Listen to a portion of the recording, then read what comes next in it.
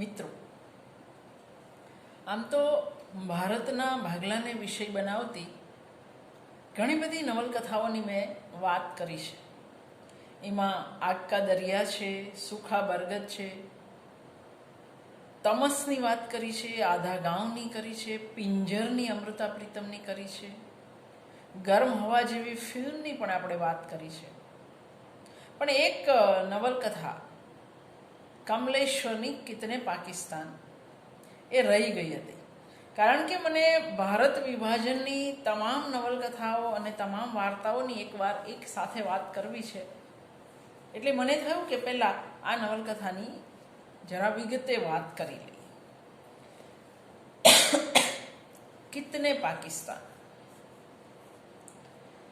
કમલેશ્વરની કિતને પાકિસ્તાન, કુતલૈન હૈદરની આગ કા દરિયા અને અબ્દુલ્લા હુસૈનની ઉદાસ નસ્લે, આ ત્રણેય નવલકથાઓમાં ભારતના ભાગલા થયા એ પૂર્વેના અને પછીના પ્રલંબ સમયપટને અનેક પેઢીઓની વાતને આવરી લેવાઈ છે.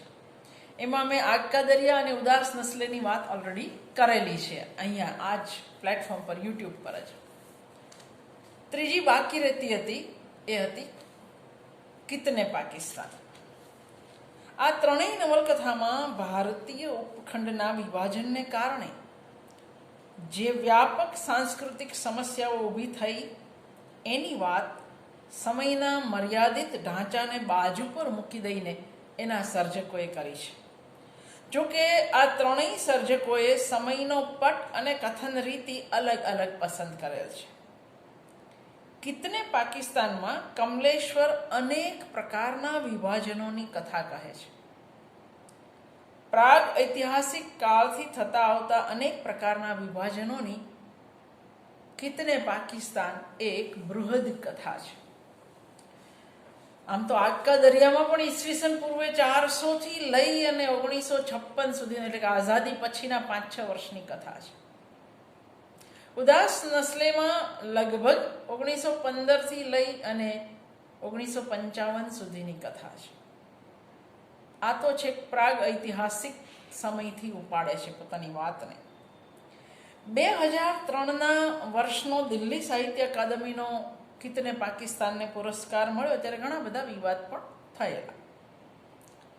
કમલેશ્વરે વર્ષો પહેલા ભિવંડીમાં થયેલા કોમી તોફાનોના સંદર્ભે કિતને પાકિસ્તાન નામની એક વાર્તા લખી હતી. ઘણા બધાએ આ વાર્તા વાંચી પણ હશે. 1992ના બાબરી ધ્વંસની પ્રતિક્રિયામાં બૃહદ કાળખંડને સમાવતી આ નવલકથા, નામ તો એનું જ રાખ્યું કિતને પાકિસ્તાન, એ સર્જાઈ. આ લેખક માટે પાકિસ્તાનનો અર્થ કોઈ સ્થળ કે કોઈ દેશનું નામ નથી. કમલેશ્વરના મન તો પાકિસ્તાન એક દુઃખદ સચ્ચાઈ છે. બસ એવી સચ્ચાઈ જે મારા તારા અહેસાસને, મારા અને તમારા અહેસાસને મારી નાખે છે, લોકોની વચ્ચે ભેદભાવ ઊભા કરે છે. કમલેશ્વરની ફરિયાદ આજ છે. એ કહે છે, मालूम नहीं कितने पाकिस्तान बन गए, एक पाकिस्तान बनने के साथ साथ कहाँ कहाँ कैसे कैसे सब बातें उलझ कर रह गई, सुलझा तो कुछ भी नहीं. વધુ ને વધુ પાકિસ્તાનો રચે જવાથી માનવતાનો, માનવીય મૂલ્યોનો રાસ થતો જાય છે. તેનું શું? આ પ્રશ્નની સાથે વિભાજન અહીં પાકિસ્તાન અહીં કોઈ પણ વિભાજનનું પ્રતીક બની જાય છે. હિંસા, નફરત અને કત્લેઆમનું પ્રતીક બની જાય છે. લગભગ 10 વર્ષની મહેનત પછી લખાયેલી આ નવલકથા 5000 વર્ષની કથાઓને આવરી લે છે. Harappa, Mohenjodaro, Mesopotamia, Babylon, Danube, હિત્તી સંસ્કૃતિનો સમ્રાટ ગિલમગેશ, પ્રાચીન ચીની સંસ્કૃતિ, આર્યોના આગમનથી લઈ અને મોગલ કાળ, અંગ્રેજ શાસન, ભારત વિભાજન, બાબરી ધ્વંસથી લઈને પોખરણમાં થયેલા પરમાણુ વિસ્ફોટ સુધીની ઘટનાઓ અને કથાઓને આ નવલકથા પોતાની ઊંડળમાં લેવાનો પ્રયાસ કરે છે. લેખકે આ કૃતિને મન કે ભીતર ચલને વાલી એક જીરહ કા નતીજા એમ કહ્યું છે. પણ આની કથન શૈલી બહુ રસ પડે એવી છે. નવલકથાનો કથક ચાલક બળ તરીકે લેખકે અદીબ એટલે સર્જક, આ અદીબ અહીં નેરેટર છે. અદીબની અદાલતમાં અદીબ અને અર્દલી મહેમૂદ વચ્ચે ચાલતા સંવાદો દ્વારા, અનેક પાત્રોની ફરિયાદો દ્વારા જગતભરના દેશો અને સંસ્કૃતિઓ વચ્ચે ચાલતા સંઘર્ષોની કથા અહીં રજૂ થઈ છે. મહેમૂદને અદીબની આધ્યાત્મિક અસ્તિત્વ, સ્પિરિચ્યુઅલ બિઈંગનો હિસ્સો કહી શકાય, જે કાયમ સવાલો જ પૂછ્યા રાખે છે. અદીબનું મૂળભૂત વ્યક્તિત્વ જ એક સંશયવાદી નાસ્તિકનું છે.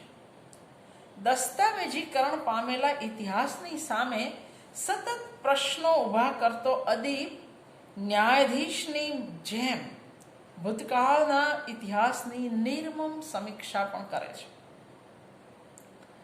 આ સંસ્મરણાત્મક નવલકથામાં શુદ્ધ દસ્તાવેજી વિગતોથી માંડીને પુરાકથાઓ અને કલ્પનાઓનું મિશ્રણ પણ થયેલું છે. વચ્ચે વચ્ચે લેખકના સીધા પ્રવેશથી નવલકથામાં થોડીક વણજોઈતી ફિલસૂફી પણ ઉમેરાઈ છે. 1947થી શરૂ થયેલી યાદોની વણઝાર ઇતિહાસના આવા અનેક વિભાજનો અને યુદ્ધો સુધી ફરી વળે છે. પરિણામે નવલકથાનું ફલક અતિ બૃહદ થઈ ગયું છે. સત્તા ટકાવી રાખવા માટે છળ કપટ કરનારા દેવી દેવતાઓ, અયોધ્યાના રૂઢિચુસ્ત બ્રાહ્મણો, દેશને પડતીની દિશામાં લઈ જનારા ઔરંગઝેબ જેવા સરમખત્યારો, કાવતરાખોરો, રાજકારણીઓ, હિટલર, માઉન્ટબેટન, જનાબ જિન્ના, ક્લિન્ટન, સદ્દામ હુસૈન, ટોળાઓને ઉશ્કેરનાર અશોક સિંઘલથી લઈને જાત ભાતના મહંતો, લાગણીહીન મહત્વાકાંક્ષી વૈજ્ઞાનિકો, આ તમામના કાળા કરતૂતોનો હિસાબ અદીબની અદાલતમાં રજૂ થાય છે. મોગલ બાદશાહ બાબરથી લઈને લોર્ડ માઉન્ટબેટન જેવા ઐતિહાસિક પાત્રોને વિભાજનના ઇતિહાસની સચ્ચાઈ તપાસવા ઉલટ તપાસ માટે અદાલત વચ્ચે ખડા કરવામાં આવ્યા છે. 1757ના પ્લાસીના યુદ્ધથી લઈને 1857ના સ્વાતંત્ર્ય સંગ્રામ સુધીની બ્રિટિશરોની શાસન નીતિનું અસલી વરવું રૂપ આ અદાલત દ્વારા પ્રગટ કરાતું જાય છે. મેજિક રિયાલિઝમની પ્રયુક્તિ દ્વારા અહીં વાદી અને ફરિયાદી તરીકે જીવતી અને મરી ગયેલી વ્યક્તિઓ, કાળ, ઇતિહાસ, પુરુષ, ગોલકોંડાનો કિલ્લો, ગંગા, યમુના, નર્મદા, શિપ્રા જેવી નદીઓ, વિવિધ કાળખંડો પણ અહીં જુબાની આપવા માટે હાજર છે. અને એટલે સર્જક માટે કથનની ખાસ્સી મોકળાશ છે.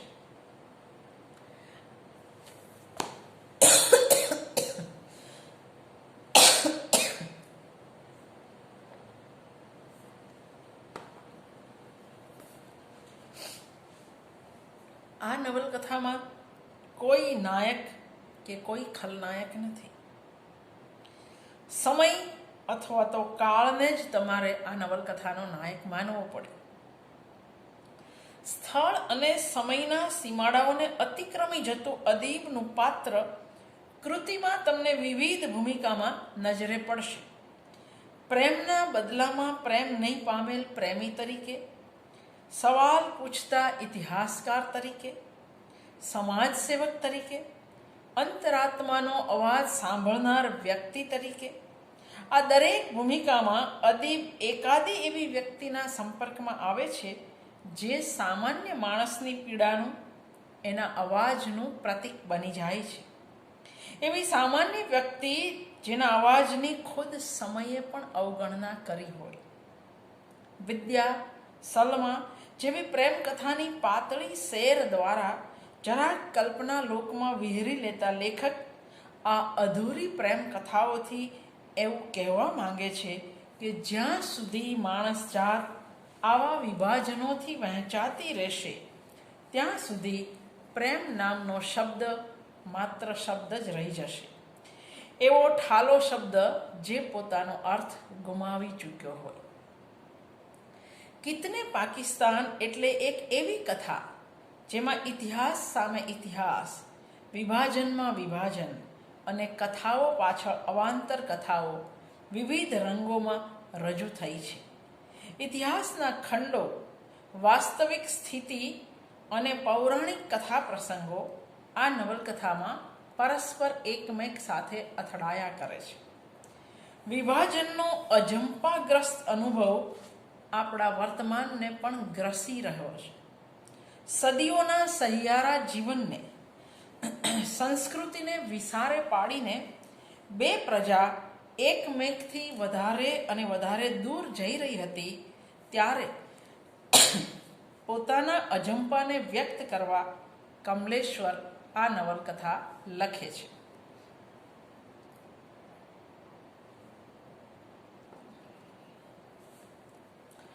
સમય અને ભૂગોળના વ્યાપને નિર્બંધપણે આલેખવા, પોતિકા દર્શનને વ્યક્ત કરવા કમલેશ્વરે નવલકથામાં અનોખી કથન પ્રયુક્તિનો આશરો લીધો છે.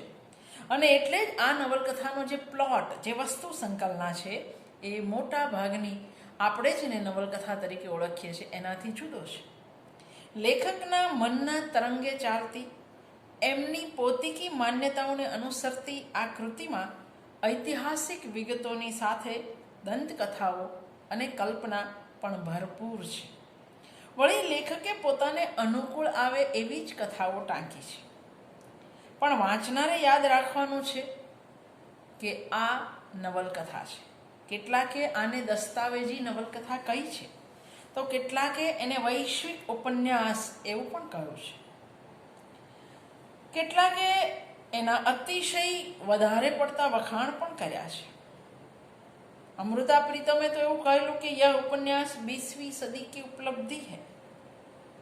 विष्णु प्रभाकर लखे छे, कमलेश्वर ने उपन्यास के बने बनाए ढांचे को तोड़ दिया है और लेखक की अभिव्यक्ति के लिए सब कुछ संभव बनाने का दुर्लभ द्वार खोलकर एक नया रास्ता दिखाया है. साहित्य अकादमीએ આ કૃતિને નવલકથા જ માનીને પુરસ્કૃત કરી છે. જોકે હું એવું કહું કે અહીંયા જે વિગતો વારે વારે આવે છે એ કથારસને અવરોધે છે. ક્યારેક સપાટ પ્રચારાત્મક વિધાનો પણ પ્રવેશ્યા છે. એટલે નવલકથા સ્વરૂપ પાસે મારીને તમારી જે અપેક્ષાઓ હોય છે એમાં તો ઘણા બધા પ્રશ્નો છે. કૃતિના પાયામાં પાકિસ્તાનનો વિરોધ છે. અહીં પાકિસ્તાન શબ્દ પ્રતિકાત્મક મૂલ્ય ધારણ કરે છે. દુનિયામાં કોઈ પણ જગ્યાએ થતા વિભાજનને, અલગાવને લેખક પાકિસ્તાનનું બનવું માને છે. લેખકની સંવેદનશીલતા માટે પાકિસ્તાન શબ્દ એ ટ્રેજેડી, હતાશા, વિવશતા, હિંસા, ધિક્કાર અને કત્લેઆમનો પર્યાય છે. વધુને વધુ પાકિસ્તાનો રચાયા જાય તો માનવતાનો, માનવીય મૂલ્યોનો રાસ થાય. એની સામે લેખકનો આક્રોશ અહીં તાર સ્વરે પ્રગટ થયો છે. પાકિસ્તાન બનવા જોઈએ નહીં. કમલેશ્વર માને છે 1947માં વૈચારિક ભૂમિકા પર જે પાકિસ્તાન બન્યું હતું એ માત્ર એક દેશ નહોતો. એ તો ધાર્મિક અસહિષ્ણુતા, ઘૃણા, સાંપ્રદાયિક કટ્ટરતા, વેરભાવ, હિંસા વગેરે પર આધારિત એક વિચાર કે વિભાવ છે. આ વિચારે માત્ર અખંડ હિન્દુસ્તાનના ભાગલા પાડ્યા છે એવું નથી. દુનિયાના કેટલાય દેશો અને સંસ્કૃતિને આ વિચાર અને વિભાવે તોડ્યા છે. પ્રજા ઇતિહાસ પાસેથી સત્ય શીખવાને બદલે નવા નવા પાકિસ્તાનો બનાવતી જ જાય છે. ખુદ પાકિસ્તાનમાં જ કેટલા બધા પાકિસ્તાન મોજૂદ છે. પંજાબીઓને અલગ પંજાબ જોઈએ છે, સિંધીઓને સિંધ જોઈએ છે, પખ્તુનોને પખ્તુનિયાસ અને બલુચોને બલુચિસ્તાન જોઈએ છે. તો અહીં ભારતમાં હિન્દુત્વવાદીઓ પોતાનું અલગ પાકિસ્તાન માંગી રહ્યા છે. હિન્દુ રાષ્ટ્ર એ એક રીતે અલગ પાકિસ્તાન જ છે. આ પાકિસ્તાન બનવાની પ્રક્રિયા કોઈ જગ્યાએ અટકવાનું નામ નથી લેતી, એની કમલેશ્વરને બહુ પીડા છે. એટલે તો અદીબ કહે છે, अब तो सब मुल्कों में नफरत का एक पाकिस्तान बनाने की कोशिश जारी है. क्या हुआ बोस्निया में, क्या हुआ साइप्रस में, क्या हुआ है तब के टूटे सोवियत यूनियन और अब के बने रशियन फेडरेशन में, क्या हो रहा है आज के अफगानिस्तान में. हर व्यक्ति नफरत के सहारे अपने ही लोगों के खिलाफ एक दूसरा पाकिस्तान ईजाद करना चाहता है. ईजाद करना मानी आविष्कार करो. અફઘાનિસ્તાનમાંથી તાલિબાનો જાગે, પાકિસ્તાનની અંદર પણ એ જ ચાલી રહ્યું છે, હિન્દુસ્તાનની અંદર પણ એ જ ચાલી રહ્યું છે, બર્મામાં પણ એ જ ચાલે છે. પ્રશ્ન એ છે કે ક્યાં સુધી આપણે આવા પાકિસ્તાનો બનાવતા રહીશું? જો દરેકે દરેક વ્યક્તિ પોતપોતાનું પાકિસ્તાન ઈચ્છશે તો આવનારી સદીનો ચહેરો કેવો તો ભયાનક હશે. એટલે જ અદીબ કહે છે, ये अदालत पाकिस्तान नाम के उस जज्बे को गलत और खतरनाक मानती है जिसके आधार पर पाकिस्तान बनाया गया. इस सोच को अगर दफनाया न गया तो अगली सदियों में एक मानवीय विश्व नहीं बनेगा. तब यही विश्व कब्रिस्तान बन जाएगा और हर व्यक्ति अपनी अपनी सोच का कब्रिस्तान बनाना चाहेगा, जिसे वह अपना अपना पाकिस्तान पुकारेगा. तब अगली सदियों की शक्ल क्या होगी? પણ આ બધું અટકે કઈ રીતે? અવધ અને બિહારના મુસ્લિમો બરાડા પાડીને અદીબને કહે છે, પાકિસ્તાન બનાવવાની કિંમત અમે ચૂકવી છે. આ બલુચો, પંજાબીઓ, સિંધીઓ કે પખ્તુનોએ નહીં, અમે અમારા ઘર અને વતન છોડ્યા છે. ખરા પાકિસ્તાની તો અમે છીએ. પાકિસ્તાનની ઝુંબેશ ચલાવનારા હિન્દુસ્તાનમાં રહેતા હતા અને પછી ત્યાં ગયા. આ સૌથી મોટી એબ્સર્ડિટી છે. अदीब समझे छे कि जब तक धर्म, नस्ल, जाति और दुनिया की पहली शक्ति बनने का नशा नहीं टूटता, जब तक सत्ता और वर्चस्व की हवस नहीं टूटती, तब तक इस धरती पर पाकिस्तान बनाए जाने की ये नृशंस परंपरा जारी रहेगी. એટલે જ કદાચ નવલકથાના પૂંઠા પર લખેલું છે, પાછલા પૂંઠા પર, कमलेश्वर का यह उपन्यास मानवता के दरवाजे पर इतिहास और समय की एक दस्तक है. इस उम्मीद के साथ कि भारत ही नहीं, दुनिया भर में एक के बाद दूसरा पाकिस्तान बनाने की लहू से लथपथ ये परंपरा अब तो खत्म हो.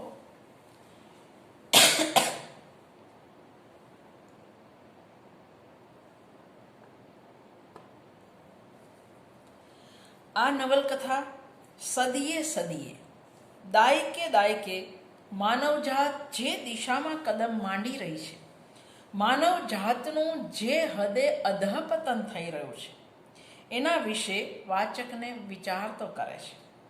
સંસ્કૃતિની સંભાળ રાખનાર સર્જક કલાકારનું અહીં વારંવાર મહાત્મય થયું છે. અહીં લેખક આધા ગાંવ, તમસ, ટ્રેન ટુ પાકિસ્તાન, ટોબા ટેક્સિંગ, આગ કા દરિયા જેવી કૃતિઓના સીધા ઉલ્લેખ કરે છે, એના પાત્રો સીધાની અંદર વાત કરે છે. કમળાબેન પટેલની મૂળ સોતા ઉખડેલાની અંદર જે અધૂરી પ્રેમ કથાઓ છે એ સીધી સીધી અહીં લેવાઈ છે.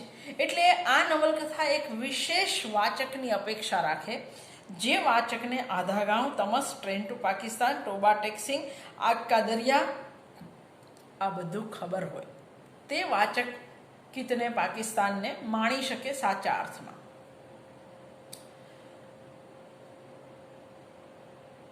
દાંડીકરે, મોહન દાંડીકરે કિતને પાકિસ્તાનનો પણ ગુજરાતીમાં અનુવાદ કરેલો છે.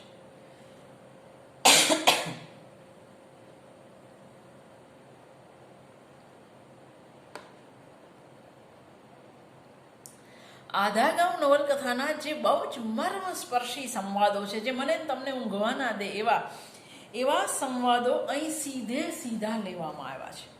એટલે આ નવલકથા વાંચનારને આ બધી ખબર હોવી જરૂરી છે. સિંધથી આવેલા જીએમ સૈયદ અદાલતમાં દલીલ કરે છે, इकबाल ने तो खून का दरिया बहाया क्योंकि उसने खुदा को सिर्फ मुसलमानों का खुदा बनाकर रख दिया. આ ઇકબાલ એટલે સારે જહાં સે અચ્છા. પાકિસ્તાનની પરિકલ્પનાની પાછળ ઇકબાલ ઘણા અંશે જવાબદાર છે.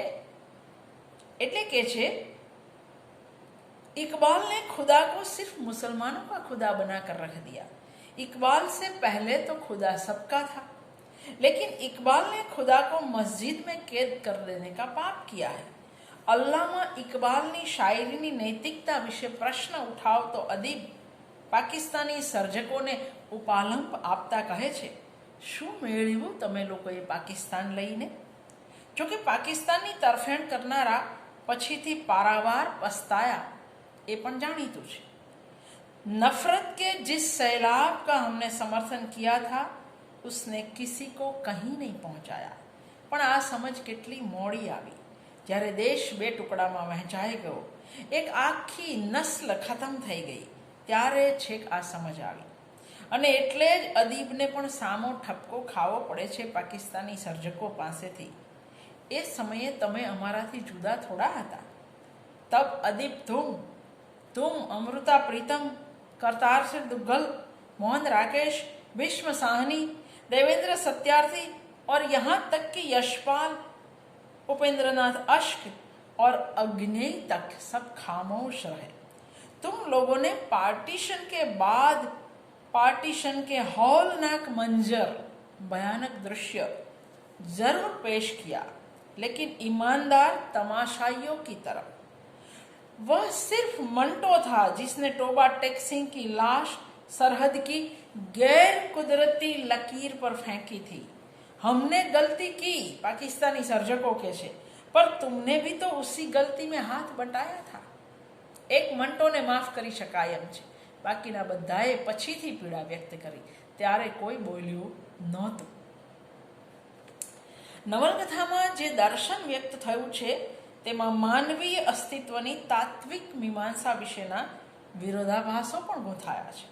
દાખલા તરીકે સમ્રાટ ગિલમગેશની કથા સમાંતર ચાલ્યા જ કરે છે. ગિલમગેશે એલાન કરેલું, मैं पीड़ा से लड़ूंगा, यातना सहूंगा, कुछ भी हो मैं मृत्यु को पराजित करूंगा, मैं मृत्यु से मुक्ति की औषधि खोज कर लाऊंगा. માનવ જાતના ઇતિહાસના કેન્દ્રમાં તો માણસની કતલ જ કરતો આવ્યો છે.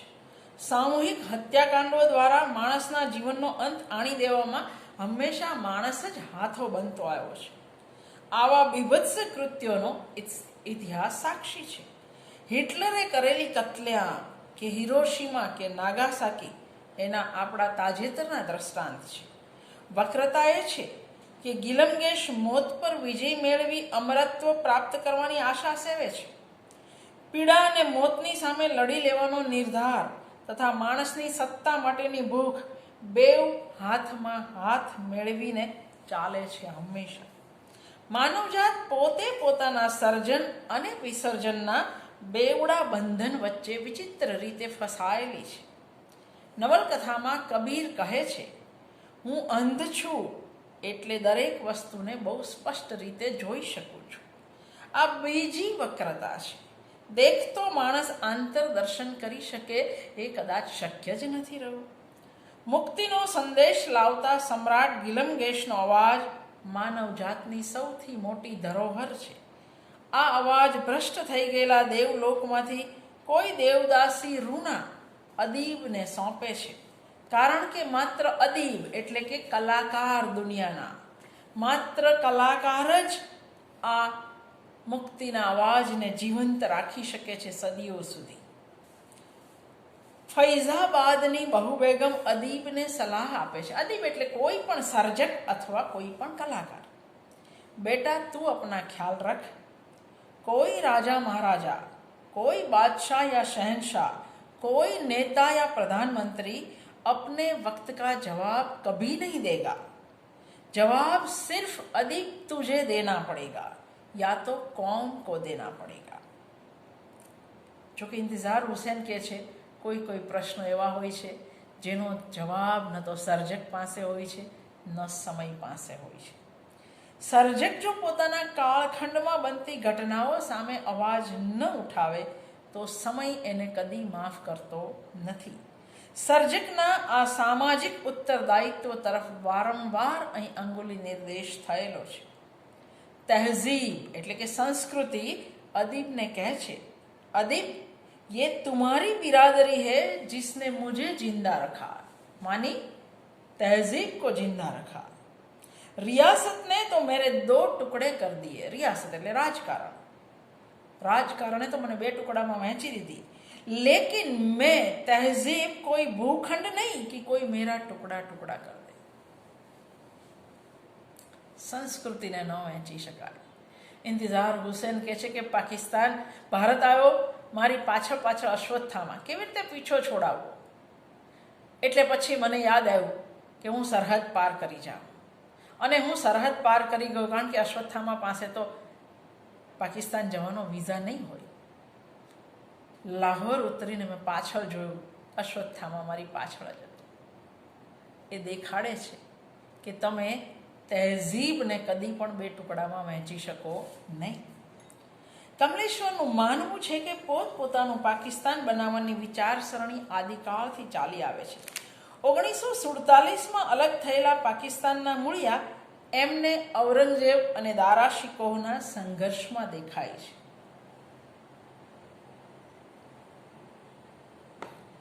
આ નવલકથામાં એક ત્રિશૂળધારી આના મૂળમાં બાબર છે એવું કહે છે. એટલે બાબરને અદાલતમાં હાજર કરવામાં આવે છે. બાબર કહે છે કે રણથંભોરના રાણા સંઘની મદદ વગર હું હિન્દુસ્તાનમાં પ્રવેશી શક્યો ન હોત. અને વાત એ કેટલી સાચી છે. ઇતિહાસ સાક્ષી છે કે હિન્દુસ્તાન પરની મોટા ભાગની લડાઈઓ અહીંની બેસુમાર દોલત માટે થઈ. મંદિરો તૂટવા પાછળ પણ લખલૂટ દોલત જવાબદાર હતી, એ એક સત્ય છે. આપણી અંદરની લડાઈઓએ આપણને હંમેશા હરાવ્યા. જયચંદો હંમેશા આપણી સાથે રહ્યા. ઔરંગઝેબ અને દારા વચ્ચેની ટક્કર હોય કે 1857નો વિપ્લવ હોય, આપણે હંમેશા આપણા જ હાથે હાર્યા. ત્રિશૂળધારી રાડ નાખે છે કે રાણા સંઘ કદી ગદ્દારી કરે જ નહીં. અર્દલી એને ચૂપ બેસવા કહે છે, અને ચૂપ નહીં બેસે તો નીચે ધરતી પર મોકલી આપીશું. ડરી જઈને પેલો ત્રિશૂળધારી હાથ જોડીને વિનંતી કરે છે, નહીં, मैं फिर वही मौत नहीं मरना चाहता. क्यों? मरने से पहले तो तुम कहा करते थे कि 10 बार नहीं 1000 बार मरना पड़े तो भी तुम राम जन्मभूमि के लिए मरोगे. अब क्यों डर रहे हो? इसलिए कि अब मैं इंसान हूं, मुझे अब मौत से बहुत डर लगता है. तो जब मरे थे उस वक्त तुम इंसान नहीं थे? नहीं, तब तो मैं हिंदू था. हिंदू क्या इंसान नहीं होते? होते हैं, लेकिन जब नफरत का जहर मेरी नसों में दौड़ता है तब मैं इंसान का चोला उतार कर हिंदू बन जाता हूँ. ये नफरत का जहर आया कहाँ से? उसी सन 47 वाली फसल से ये जहर जन्मा है हुजूर, जो हिंदू को ज्यादा बड़ा हिंदू और मुसलमान को ज्यादा बड़ा मुसलमान बना देता है. अर्दली महमूद जवाब આપે છે ત્રિશૂળવાળાના બદલે. આ બધી દલીલબાજીથી કંટાળીને બાબર પોતાની વાત સાંભળી લેવા અદાલતને વિનંતી કરે છે. બાબર કહે છે, મેં કોઈ મંદિર તોડ્યું નથી અને નથી મેં કોઈ મસ્જિદ બનાવી મારા નામ પર. ઇસ્લામ તો મારા પહેલા હિન્દુસ્તાનમાં હતો જ, તો જ હું ઇબ્રાહિમ લોદીને હરાવીને સત્તા મેળવી શક્યો હોઉં ને. આપણે આ યાદ રાખવું પડે. લડાઈઓ હંમેશા રાજકીય લાભ માટે થતી. એટલે શિવાજીના લશ્કરમાં મુસ્લિમ પણ હોય અને ઔરંગઝેબનો સેનાપતિ રઘુનાથ પણ હોય. આ ભૂલવાનું નહીં. આપણને બધા ભૂલવાડી દે છે.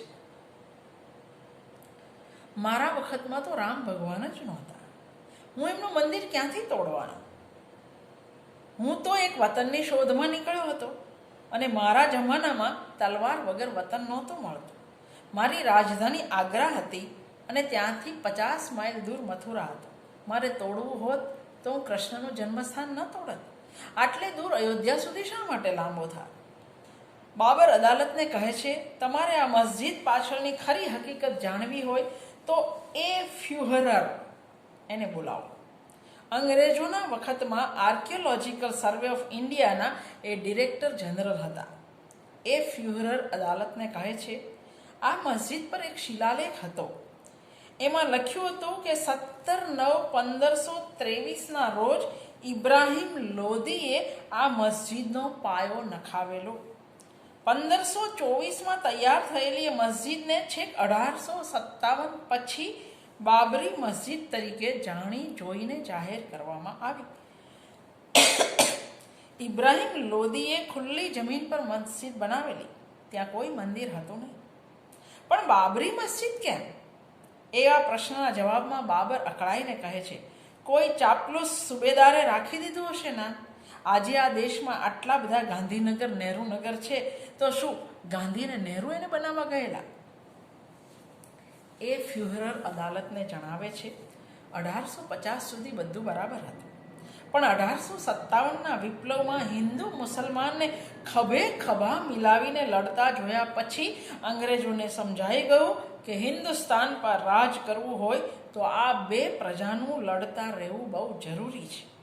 અને એટલે મસ્જિદ પરનો એ શિલાલેખ મિટાવી દેવામાં આવ્યો, નષ્ટ કરવામાં આવ્યો. બાબરનામાના અમુક પાના ગાયબ કરી દેવામાં આવ્યા, જેના દ્વારા એ પુરવાર થતું હતું કે બાબર કદી અયોધ્યા ગયો જ નહોતો. પરંતુ એ શિલાલેખનો અનુવાદ એ ફ્યુહરરે કરેલો અને આર્કિયોલોજીકલ સર્વે ઓફ ઇન્ડિયાની ફાઇલોમાં એ અનુવાદ પડેલો છે. કોઈને એ અનુવાદ નષ્ટ કરવાનું સૂઝ્યું નહોતું. પાછળથી અંગ્રેજોએ ફૈઝાબાદ ગેઝેટરીમાં લખ્યું હતું કે બાબર અયોધ્યામાં રોકાયો અને એણે રામ મંદિર તોડ્યું. આ સાવ ખોટી વાતો વિશે જરાક પણ તર્ક લડાવ્યા વગર બંને કોમ લડતી થઈ ગઈ, જે અંગ્રેજોના ફાયદામાં હતું. લમ્હોને ખતા કી, સદીઓને સજા પાઈ, એ વાત કેટલી રીતે સાચી પડે છે. એક ભૂલ જહાંગીરે કરી, વેપારીઓને પરવાનો આપીને. બસ પછી તો ભૂલોની પરંપરા જ શરૂ થઈ ગઈ. ઔરંગઝેબની ધાર્મિક કટ્ટરતા પહેલીવાર આ દેશને ધાર્મિક યુદ્ધ તરફ લઈ ગઈ. દારા શિકોહ અકબરના નકશે કદમ પર ચાલીને એક બિન સાંપ્રદાયિક રાષ્ટ્રનું નિર્માણ કરવા ઈચ્છતો હતો, પણ દારાના આ સપનાને હિન્દુસ્તાનના હિન્દુ રાજાઓએ જ રોળી નાખ્યું. દારાના રૂપમાં અખંડ હિન્દુસ્તાનના સપનાને છિન્ન ભિન્ન કરનારાઓએ 1857ના જંગમાં પણ એનું જ પુનરાવર્તન કર્યું. આપણે કાયમ આપણા કારણે જ લડાઈઓ હાર્યા. મંદિરો તોડવા આવનારાઓને મદદ કરનારા પણ આપણે જ હતા. દારાના મૃત્યુને તહેઝીબ એટલે સંસ્કૃતિ એ શું કહે છે? દારાનું મૃત્યુ એટલે હિન્દુસ્તાનની બનતી આવતી સહિષ્ણુ અને નવી સંસ્કૃતિનું મૃત્યુ. દારાની હાર આ દેશને હંમેશ માટે અરાજકતાના મુખમાં ધકેલે છે. આ દેશનો ઇતિહાસ દારાના મૃત્યુથી વળાંક લે છે. ધારો કે આ દેશ ઔરંગઝેબને બદલે દારાના હાથમાં ગયો હોત તો, દારાને હિન્દુ રાજાઓએ દગો દીધો ન હોત તો કદાચ હિન્દુસ્તાનનો નકશો કંઈક જુદો હોત. પણ ઇતિહાસ કદી જો કે તોથી ચાલતો નથી. આર્યોથી લઈ મોગલો સુધીના આક્રમણોમાં આવનારાઓએ દુશ્મનો બનાવ્યા, યુદ્ધો કર્યા, રાજ્યો સ્થાપ્યા, પણ ક્યારેય આ દેશના નકશાને નહોતો બદલ્યો. આ મહાદેશને વિભાજિત નહોતો કર્યો. ઔરંગઝેબ જેવા કટ્ટર જનૂની મુસ્લિમ બાદશાહને પણ નવા મુસ્લિમ દેશની સ્થાપના કરવાનો વિચાર કદી નહોતો આવ્યો. એણે પણ હિન્દુસ્તાનને તો અખંડ જ રહેવા દીધું.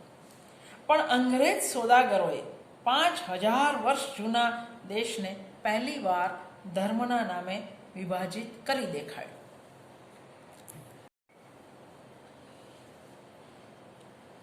અંગ્રેજોએ પહેલી વાર આ દેશને ધર્મના નામે 2 ભાગમાં વહેંચ્યો. અદાલત માઉન્ટ બેટનને પાયાનો પ્રશ્ન પૂછે છે. આ દેશને ઔરંગઝેબ પણ વિભાજિત નહોતો કરી શક્યો. માઉન્ટ બેટન, તમે કેવી રીતે કરી શક્યા કહેશો?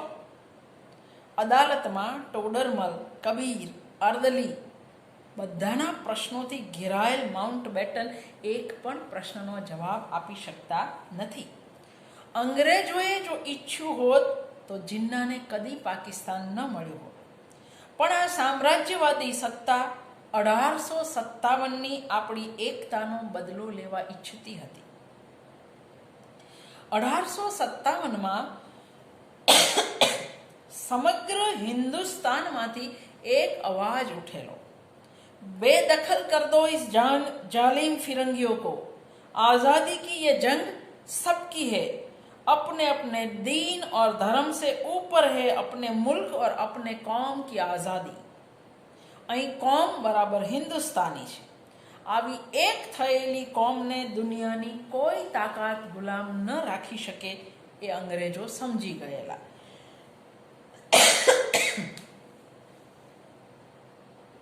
અને એનો બદલો લેવાયો.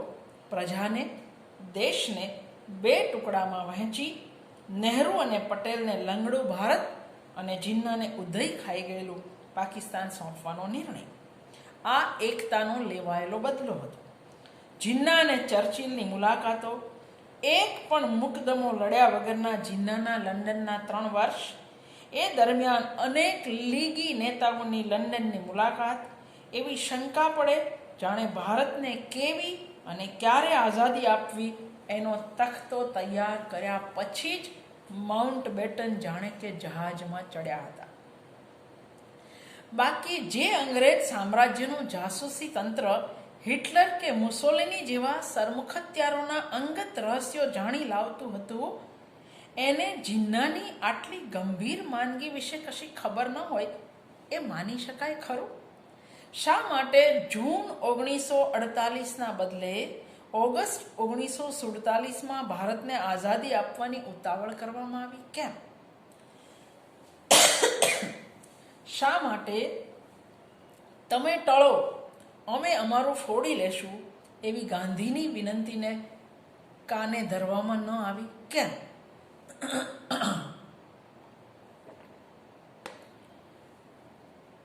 આ કેવી ચાલ હતી? જોકે કમલેશ્વર આવેશમાં આવી જઈ ભારત વિભાજનનો બધો જ દોષ માત્ર માઉન્ટ બેટન પર નાખીને બેઠા છે. સાવ એવું નહોતું. થોડીક કોંગ્રેસની ભૂલ હતી, મુસ્લિમ લીગની વધારે ભૂલો હતી, પણ બધી બાજુના નેતાઓની સત્તા લાલસાએ પણ વિભાજનમાં ભાગ ભજવ્યો છે. એ આપણે રામ મનોહર લોહિયાનું વિભાજન કે અપરાધી પુસ્તક વાંચીએ ત્યારે ગળે ઉતરે. હા, એટલું કહી શકાય કે અંગ્રેજો જિન્નાને હુકમનો એક્કો બનાવી શક્યા. જે જિન્ના ન તો કદી નમાજ પડ્યા, જેમને ઉર્દુ સુદ્ધા નહોતી આવડતી, એને મુસ્લિમોનો નેતા બનાવી દેવા માટે અંગ્રેજોએ પાકિસ્તાન નામની લાલચ ધરી અને હિન્દુસ્તાનથી અસંતુષ્ટ મુસ્લિમો અંગ્રેજોની એ ચાલમાં ફસાયા. જોકે માઉન્ટ બેટન એક પણ આરોપ સ્વીકારવા તૈયાર નથી, એટલે અદાલત એમને સંભળાવે છે. माउंट बेटन, ये मनुष्य के ज़मीर और उसके आत्मा की अदालत है. इससे बच के कोई कहाँ जाएगा?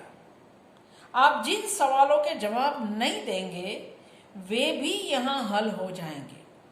आपकी जुबान खामोशी साध सकती है, लेकिन यह ऐसी अदालत है जो खामोशी की आवाज़ और भाषा को सुन और समझ सकती है. જિન્નાની પાકિસ્તાનની માંગણી સાથે લેખક આ પ્રકારના તમામ આંદોલનોને સાંકળી લે છે જેમાં રામ જન્મભૂમિ આંદોલન તરફનો સ્પષ્ટ ઇશારો પામી શકાય. જીન્નાએ પાકિસ્તાન માંગતા તો માંગી લીધું, પછી જો હાથ પાછો ખેંચે તો જનતા એમને બક્ષે નહીં. એમના જીવનની આ વિડંબના અને કરુણતા બંને છે. જોકે જીન્નાની જ નહીં, કદાચ દરેક નેતાની આ વિડંબના છે. કારણ કે जनता की भावनाओं को भड़काकर पैदा किए गए आंदोलनों की यही ताकत और यही कमजोरी है. एक बार जो कह दिया वह बाद में चाहे अनुचित और गलत लगने लगे पर उसे बदला नहीं जा सकता. अगर बदल गया तो रूढ़ और घटिया ताकतें परिवर्तित विचार की दुश्मन बनकर सामने आ जाती है. जिन्नाने समझाયું તો હતું કે શતરંજની ચાલમાં પોતે અંગ્રેજ સામ્રાજ્યનું મોહરું બની ગયા, પણ પ્રજાનો બની બેઠેલો આ નેતા ત્યારે કંઈ કરી ન શકવાની સ્થિતિમાં હતો. હકારમાં ડોકું હલાવી પાકિસ્તાન સ્વીકારી લેવા સિવાયના બધા રસ્તા એના માટે બંધ હતા. અને આ જીદના પરિણામે 1947ની સાલ એક સાથે કેટલી લાશોની લંગાર લઈને આવી. સાથે લાવી શાહી ઇમામ અશોક સિંઘલ જેવા કટ્ટરવાદીઓની લંગાર, જેમણે પછીથી આપણા દેશને લાશોની ભેટ દહેજ રાખી.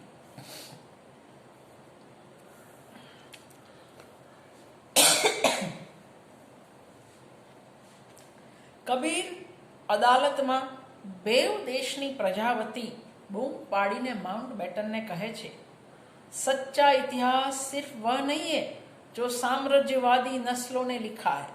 सच्चा इतिहास वह है जिसकी इबारत शोषित और दलित देशों की आत्मा पर आज भी उत्कीर्ण है.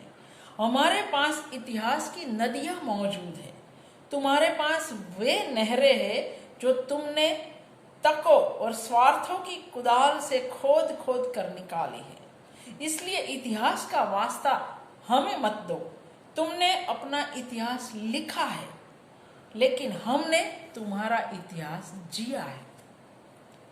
આમ જનતાને શું મળ્યું વિભાજનથી? વરવી કતલેઆમ, મૂળિયામાંથી ઉખડી જવાની પીડા, વતનનો ત્યાગ, દેશ એક અને વતન બીજું હોય એવી નિયતિ. દરેક યુદ્ધ વખતે દિલ્હીમાં રહેનાર અને લાહોરમાં રહેનાર બંને વ્યથિત હૈયે પોતાના વતનને કંઈ ન થાય એવી પ્રાર્થના પણ કરે છે અને પોતાનો દેશ હારે નહીં એવી પ્રાર્થના પણ કરે છે.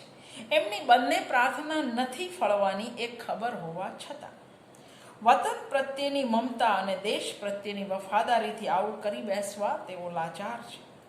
અહીં વારંવાર એક આશ્ચર્ય વ્યક્ત કરવામાં આવ્યું છે.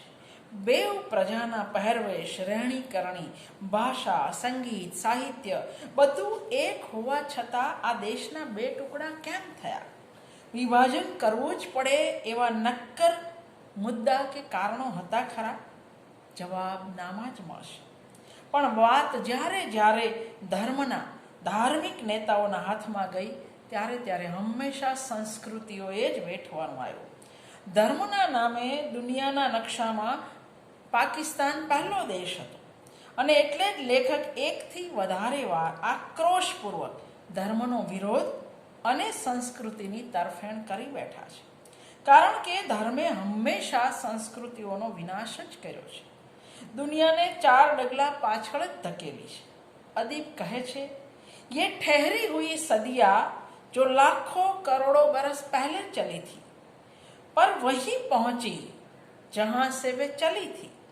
बीच बीच में उन्हें मजहब के पड़ाव मिले और उन पड़ावों ने फिर उन्हें उसी बियाबान रेगिस्तान में पहुंचा दिया. धर्म અને સંસ્કૃતિ એક નથી. કોઈ પણ સંસ્કૃતિ પાકિસ્તાનના નિર્માણને ટેકો નથી આપતી. સંસ્કૃતિ કદી અનુદાર ના હોય, ઉદાર જ હોય. અને સંસ્કૃતિ કદી મરણનો નહીં, એ જીવનનો જ ઉત્સવ મનાવતી હોય. આપણને જીવનનું સન્માન કરતી સામાજિક સંસ્કૃતિની વધારે જરૂર છે.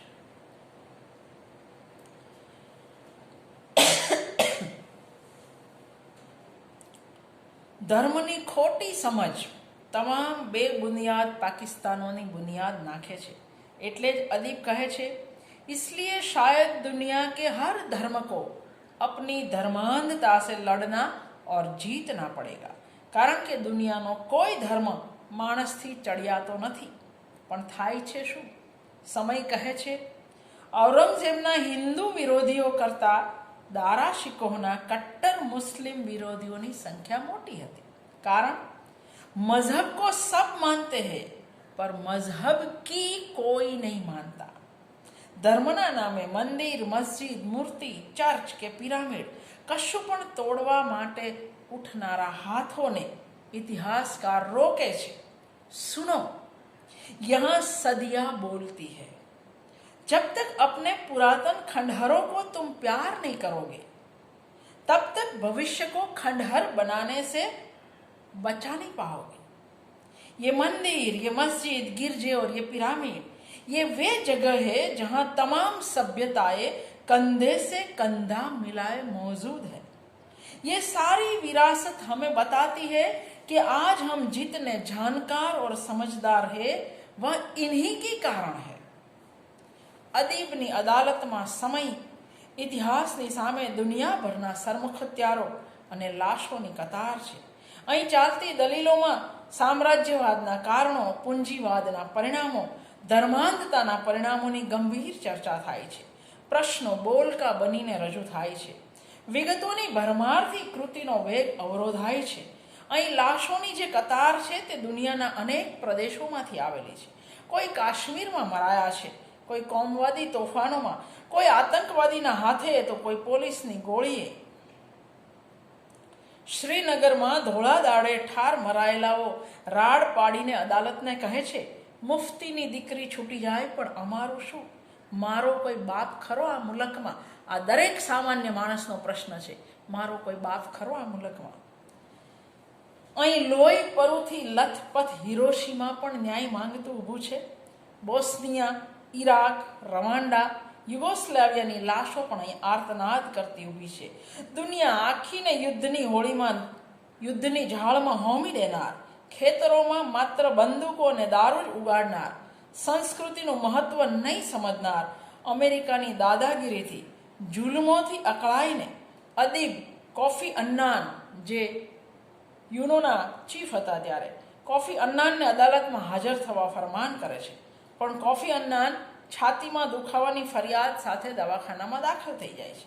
અદીબ કહે છે, मैं जानता हूँ वे कभी भी यहाँ हाजिर नहीं होंगे क्योंकि ये मनुष्य के मन की शाश्वत अदालत है. कानून के नाम पर कानून और धर्म के नाम पर धर्म का व्यापार करने वालों के पास इतना साहस ही नहीं है कि वे इस अदालत में हाजिर हो.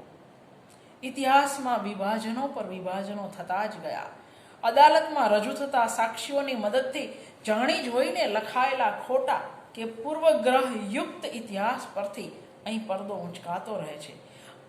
અહીં વિભાજનનો ઇતિહાસ માત્ર ભારત પૂરતો મર્યાદિત નથી રહેતો. અહીં તો સમગ્ર વિશ્વને એક ભૂમિ માનવામાં આવી છે. આર્યો ભારતના મૂળ વતની નહોતા અને આર્યોએ પછીથી ભારતમાં વસવાટ કર્યો હતો એવું પણ નથી. માણસનું મૂળ વતન, એના મૂળિયા ક્યાં? આ પ્રશ્નનો જવાબ આપવા લેખક રઝાની આધાગાંવ નવલકથામાંથી આખી ભૂમિકા ઉપાડી અને જે રાહી માસૂમ રજાએ કહેલું, હું પોતે આ ગામ છું, તન્નું પણ એ જ કહે છે. દરેક મુસ્લિમ વતી કે હિન્દુસ્તાન જ એનું વતન છે. આ નવલકથા વિભાજનની એક બીજી ઘૃણાસ્પદ છબી રજૂ કરે છે, પુરુષો દ્વારા સ્ત્રીઓ પર થયેલ અત્યાચાર. ઇતિહાસ સાક્ષી છે કે માણસ જાતે કેટલી મોટી કિંમત ચૂકવવી પડી રેડક્લિફ રેખાની. પુરુષો રાજકીય નિર્ણયનો ભોગ બની રહ્યા હતા ત્યારે સ્ત્રીઓ બળાત્કાર રૂપે સામૂહિક સજાનો ભોગ બની રહી હતી. 1947 અને પછી 1971 સ્ત્રીઓ પર વિજેતા અને પરાજિત, જાણીતા અને અજાણ્યા દરેકે બળાત્કાર કર્યા. સ્ત્રીનો દુશ્મન કોમ કે દેશ પર આધાર નથી રાખતા. સ્ત્રીનો દુશ્મન કોમ કે દેશ પર આધાર નથી રાખતો. એનું તો માત્ર પુરુષ હોવું જ મહત્વનું છે અને સામે માત્ર સ્ત્રી દેહ, એની ઉંમર, એનો દેખાવ, એનો ધર્મ કશું મહત્વનું નથી. લૂંટાયેલી આ તમામ સ્ત્રીઓ એવા સમયગાળાને દર્શાવે છે જ્યારે સમાજ પોતાની સમજ અને સભ્યતા, વિવેકભાન સઘળું ગુમાવી ચૂકેલો.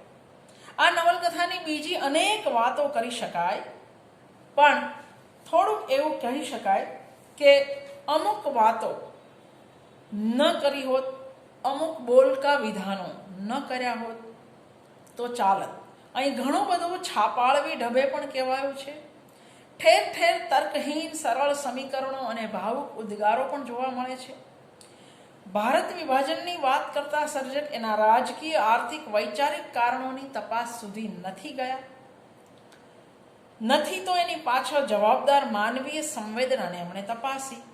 2-3 વાર્તાઓ દ્વારા એમણે માત્ર પરિણામની વાત કરી છે. કારણો બાબતની એમની થિયરી પૂર્વ નિશ્ચિત છે. અનેક પ્રકારના વિભાજનોની વાત કરતી આ કૃતિની અંતર્નિહિત જે સંદેશ છે એ જ છે, વિભાજન વગરની સૃષ્ટિ સુંદર છે. માનવીય અસ્તિત્વની ઉત્ક્રાંતિ વિશે આ નવલકથા એક પ્રકારની અર્થહીનતા, સેન્સ ઓફ એબ્સર્ડિટીનો ભાવ જગાડે છે. સંસ્કૃતિ અને સભ્યતાના વિકાસ અંગેના માનવજાતના તમામ દાવાઓને વારે વારે થતી કત્લેઆમ પોકળ અને અર્થહીન ઠરાવે છે. મનની ગતિએ ચાલતી, લેખકના અંગત પૂર્વગ્રહો, માન્યતાઓને અનુસરતી આ કૃતિને અકાદમી પુરસ્કાર એના વિશેના અભિપ્રાયો કે વિવેચનો વાંચીને અપાયો હશે એવું મૂળ કૃતિને વાંચ્યા પછી આપણને પ્રશ્ન થાય. પણ છતાંય આજના માહોલમાં થોડાક લોકો આવી કૃતિઓ વાંચે એવું હું ચોક્કસ ઈચ્છું. Thank you.